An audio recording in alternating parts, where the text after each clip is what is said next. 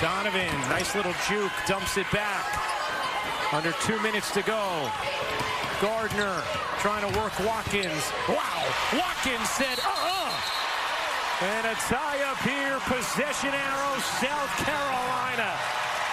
Ashlyn Watkins had that incredible block at the end of the game against Indiana. Watkins indeed. This crowd is certainly appreciating what she's bringing on the defensive end. Beautiful block. 4 blocks for Ashlyn Watkins, the sophomore who is from Columbia, South Carolina. 1:35 to go in this fourth. Johnson will fire. Missed everything out of bounds, and it's Oregon State ball. Hey, for the 4th straight year, every NCAA Women's Championship game is on the networks of ESPN. For more information, go to NCAA.com, your home for all 90 NCAA championships. Here's Hunter. Hunter to the corner. Good look. Von Olhoffen can't hit. And that may have been Oregon State's last best chance. Coming on a minute to go in this fourth. It's South Carolina leading by 7.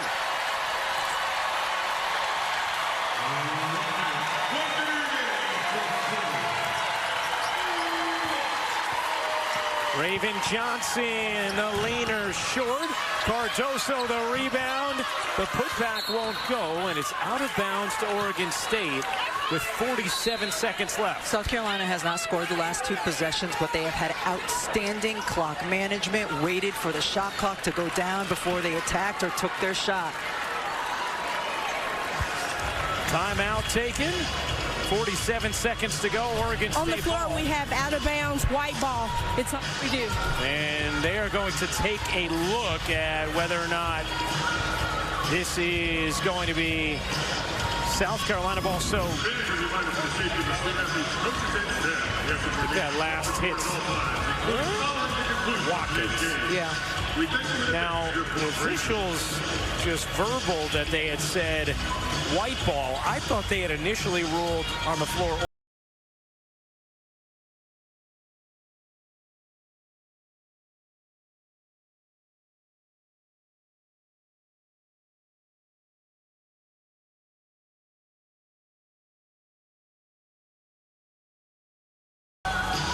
Oregon State ball, despite what was just said on mic. It was called Oregon State ball on the floor.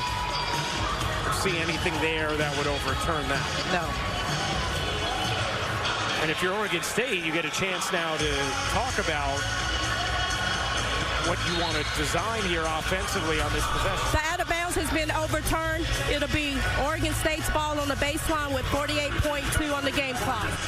But if they want to advance, they still have to take a timeout. Correct. Now, whether it was overturned or confirmed, it's Oregon State ball. That much we can confirm.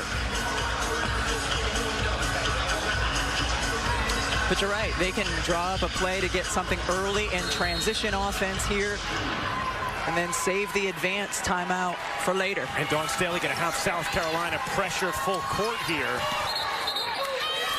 And Von Olhoffen steps on the baseline, and Oregon State turns it over. These are confusing baselines. Let's see.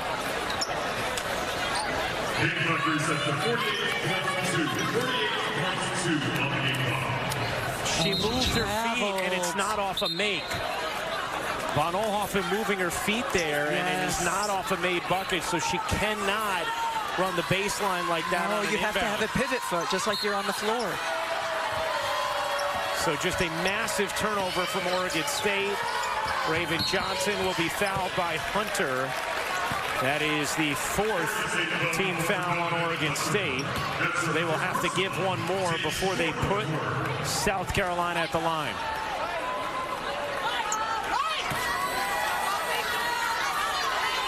Number 4 on Hunter. And yeah, Brewer just going to get Hunter out of the game and put in Schulen to give a foul. He's also going to put Marat in the game for Gardner. And will he take out Beers as well? Yeah. How deliberately, intentionally, deliberately he did it, too. To kind of, he's communicating with his players as his assistants are sending the bench players in to the game. Johnson gets it into Tessa Johnson, who is fouled by Hansford. They still to come here on ABC today. Madison Booker, the first freshman to win Big 12 Player of the Year. 1 seed Texas facing 3 seed NC State, a chance to go to the Final Four. Incredible what Texas has done despite the injury to Rory Harmon. Tessa Johnson, 1 of 1 today. Now 2 of 2 from the line.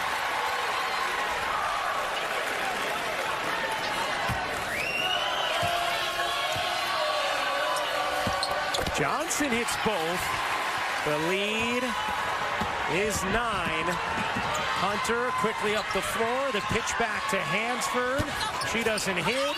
Rebound Watkins. Hall dashes ahead and is fouled by Hansford with 32 seconds remaining in this fourth. I'm impressed that Oregon State knew exactly what to run without using a timeout there. And they got another great look. Hansford's had a couple great looks here. It was because of the screen set by Beers.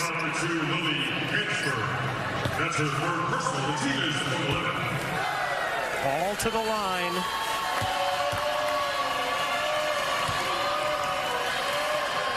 When you think about Oregon State, Rebecca, this obviously looks like it's going to be the final game of their season. So much for them to be proud of. 14 more wins than last year. Back in the Elite Eight. As Scott Rueck will take a timeout. And such a young team. They don't have a senior in their rotation. So Oregon State going to be a team to really hone in on next season as we take a look at our Capital One rewarding performance. Perhaps the most impactful player on the floor today, and only had 8 points because Ashlyn Watkins was a force defensively all over the glass, just all over the floor. You felt her on every possession that she was on the floor, whether it was on the offensive end or on the defensive end. Her energy was absolutely incredible. Her fight, her competitiveness. She certainly has to feel good after this game on how she impacted her team's ability to make it to yet another Final Four.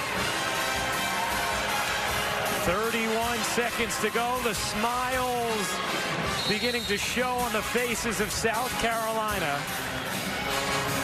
Hunter will inbound for Oregon State. Gets it into Beers. Good look for Hansford. In and out on a 3. Watkins another rebound.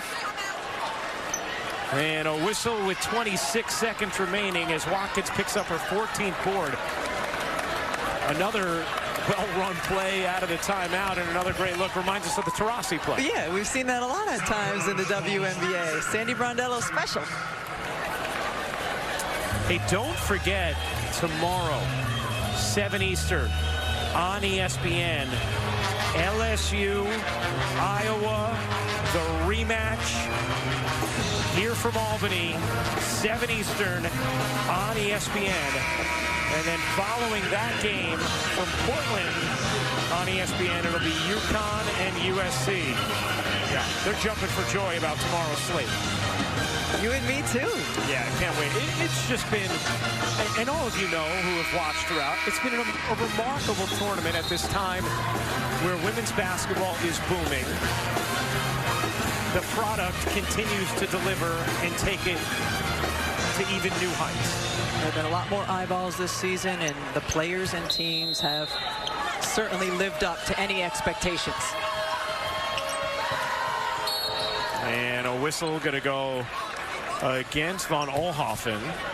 Now, here is a little nuance rule that you and I talk about. Yes. And is worth bringing up at this moment.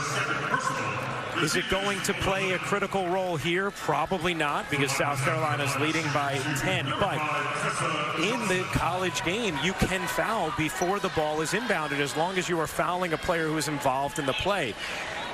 And we both feel like teams probably don't utilize that enough in situations where they don't want time to come off the clock and they have to foul. 100%. And I understand that teams and coaches want to maybe go for the steal initially, but if you know you have to foul, try to foul the player before the ball comes in, and like you said, 0 time off the clock. Especially when you can, and Tessa Johnson isn't this player, but when you can, in some instances, foul someone you'd want to put at the line as well. Johnson, clutch, has hit all of her free throws. Shulin up the floor, will dance in, can't finish, and now Oregon State's going to back off.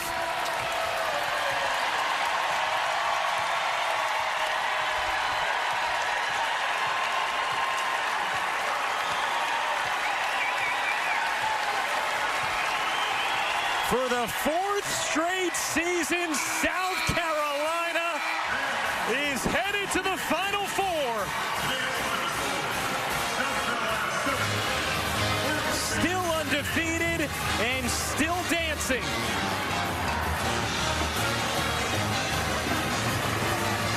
(70-58) the final here in Albany. South Carolina once again playing to their strengths, absolutely dominant on the offensive glass, using their depth, and on a day when they did not shoot great from the three-point line, it simply didn't matter. This is a team that is elite on the offensive end, elite on the defensive end, and what a performance from Ashlyn Watkins to just bring the energy all game long. And Dawn Staley